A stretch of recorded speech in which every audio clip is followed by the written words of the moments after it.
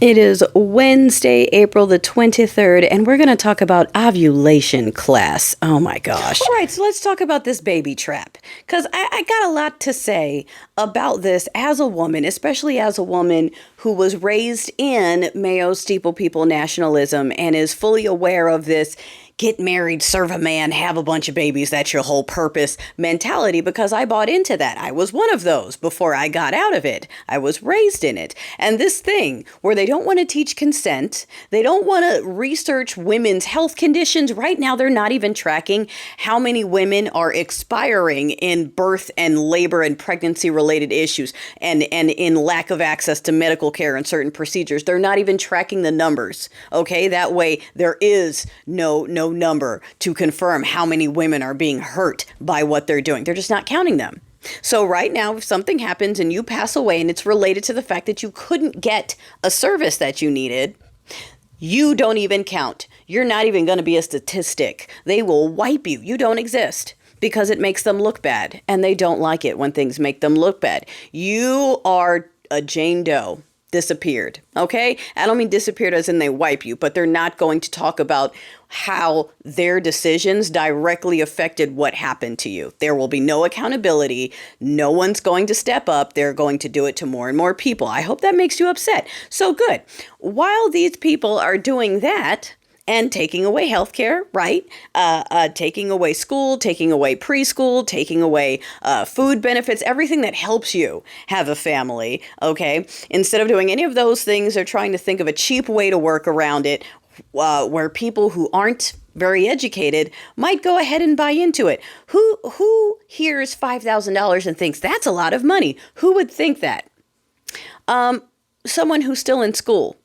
Someone who hasn't graduated, who hasn't worked in the real world yet, who has no idea what expenses and everything is like yet, and they are now taught in a school that is fully indoctrinated with faith and religion that their purpose is to get married and have babies. So yeah, when they're 14, 15, 16, dropping out and getting $5,000 a kid sounds like a lot of money and a good idea.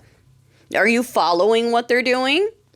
You're following what they're doing. So they're pushing for that. They're pushing for people too young to understand that that is not going to do shit. And what does that mean? What men are they going to be getting connected to? Sure, other high school guys, but also the ones that are just waiting for this opportunity. Okay? And aside from the fact that $5,000 doesn't do anything, childcare is incredibly expensive. It's impossible. The only thing they want to do is force you to have birth, and after that they don't want anything. I want to talk about all of the negative stigma you get as a single mother, because these people, I grew up with these people praising motherhood. Oh my gosh, that's the crown jewel of what you can do with your life as a woman. Right now, if you don't have children, there are incels in your comments telling you that you're going to suffer and you're going to be alone and there's going to be no one to take care of you, and you're going to be bitter with cats if you don't have a man and have kids, because that's what you're supposed to want. You know you want it, and if you don't have it, you're going to regret it. It's going to be too late. You're going to have nothing and you're going to die alone. Everybody dies alone, by the way. Like, I hate it when they say that, but it's all projection. It is all projection.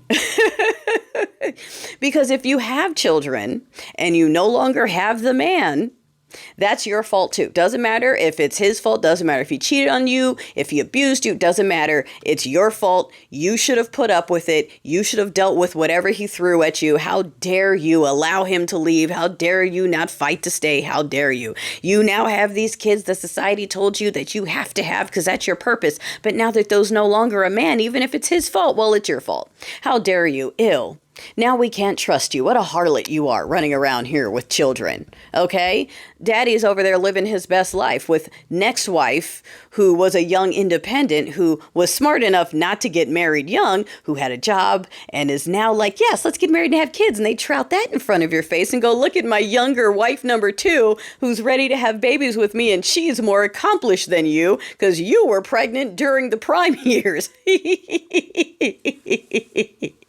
Do you understand what, ladies? You know what I'm talking about. You cannot win. So then you go out, they tell you you need a man. But if you have a man, they tell you, how dare you depend on a man? You shouldn't need one. If you don't have one, why don't you have one? You need one. You're supposed to have one. The kids need a better example. There's no right answer. It's just a way for these guys who aren't interested in you to still stay involved in your life, to still try to control what you're doing and where you're at, to nitpick at what's going on with the kids. And yes, not all men. I know that there are good ones out there, but generally speaking, the ones who are buying into this, well, we can let immigrant women stay if they marry incels, those ones, the ones that are trying to own women again rather than be better people. Yeah, there's no winning. There's no winning. If you're a single mom doing it on your own, they're telling you you're lonely and bitter and in denial. And if you're a single mom looking for a man, how dare you? You're damaged goods. Why are you looking for a man? You're not going to get a good one. You don't deserve one. You understand? The people who do all of that want to teach young women not about consent, not about protection, not about any of that stuff. They want to teach them how to get pregnant. Ovulation classes, how to make sure you're getting pregnant. Now, here's the other thing I want to jump on, because the same people that want to teach that are going to turn around and have their sons blame the daughters when they get pregnant. Oh, see, we knew it. We knew you just wanted to get pregnant. All women just want to get pregnant. Even though they sat right there and they know that class happened, they're still going to blame the girls and go, see, it's your fault. The men are going to teach them to do it, and then they're going to blame them for getting pregnant when that was the goal. Do you understand? That is what they do to us within that culture. That's why the pick-me's are so, because they're dealing with that. They're dealing with being told to do something, and then they do it, and then they're told they're being bad for doing what they were told. Or there's something wrong with it, or they should have done something else differently. It's all a trick. It's all gaslighting. They don't like women. These guys don't like women. That's just it at the end of the day. And rather than admit that to themselves and everyone else, they have a whole culture built around controlling us and hating us and just nitpicking at us for everything, no matter what. When I was an independent woman making, six figures and trying, you know how many dudes told me they didn't care what my title was or what I made? Because especially if they were unemployed, especially if they had nothing to bring to the table, those were the ones that extra didn't care about what I did and what I made. That's not important to him because he couldn't compete with it. You know what I'm saying? There's never a right answer for us. That's just the way it is.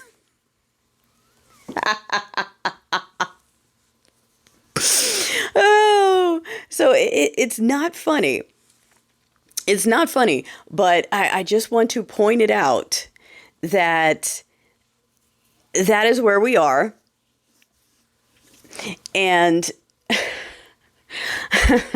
oh, for the mamas that are horrified by this, good. And remember this, that we have to protect ourselves and our daughters from the pick-me's that are pushing this, from the pick-me's that also don't like women and are pushing to have them entrapped in the same life that they can't escape from. These women, I know what it's like. I used to be one. I used to be a stay-at-home mom that was like, oh, you think you're proud of being an independent woman because you're not pretty enough to have a man take care of you. I have a man that pays all my bills. I have a man that bought me a car. He bought me a house. He bought me a this. He makes this much money. He does this for a living. I know. I used to be one. I used to brag about all that. All the fact that this is what I was able to do because I'm just that much of a woman. And he would back it up in public. In private, I was a nothing and a nobody and a POS, and I wouldn't have anything without him and all of that.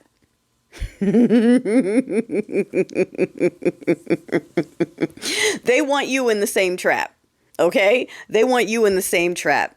30, 40, 50, never had a real job, barely graduated high school, wanting to escape, unable to escape. And so what do? Tell other women that they want the same thing. If you noticed, it's the unhappiest people that are constantly telling you to hurry up and get married and have kids. It's the ones that, the unhappy ones are the ones telling you to hurry up and join the club. You need to pay attention.